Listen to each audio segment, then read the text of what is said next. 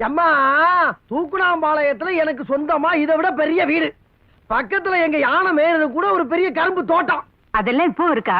என் பையன் கல்யாணத்தை பல்பராட்டா நடத்தணுங்கிறதுக்காக வீட்டையும் தோட்டத்தையும் வித்துட்டேன். அந்த யானையை என்ன பண்ணீங்க? தேவர் பிலிம்ஸுக்கு சும்மா கொடுத்துட்டியா? தேவர் பிலிம்ஸுக்கே யானையை கொடுத்துட்டீங்களா? ஆமா, அது ஏன் அப்படி நிக்குது? டாடி பூச்சாண்டி. யோ, அது என்ன ஜந்துவா? நீ மட்டும் எப்படி பாக்குற? வாரல் நிக்கிற தேரமா. அம்மா, எனக்கு 2 பசங்க. இவன் மூத்தவன், அவன் இளையவன். 2வது பொம்பளை பிள்ளையா இருக்கணும்னு ரொம்ப ஆசைப்பட்டேன். ஸ்கேன் பண்ணி பாக்குறப்ப உள்ள இந்த முதவி. டாடி திட்றா. டேய், போடா. அப்பவே அவனை ஒளிச்சு கட்டணும். நீ ஓவரா பேசுற. உடனே என் முண்டாடிக்கு பல மருந்துகளை வாங்கி கொடுத்தேன். அதுலயும் இந்த பிடிச்சா அந்த மருந்தோட எஃபெக்ட் தான் இப்படி 2ஆம் மடிஞ்சு 3ஆ நிக்கலாமா? திருப்பதிக்கு வேண்டிக்கிங்க, எல்லாம் சரியா போயிடும். வேண்டிக்கிட்டேனே அம்மா, 1 வருஷம் பாப்பாமா, இல்லன்னா இவனையும் தூக்கி உண்டியில போட்டு போய்கிட்டே இருப்பேன்.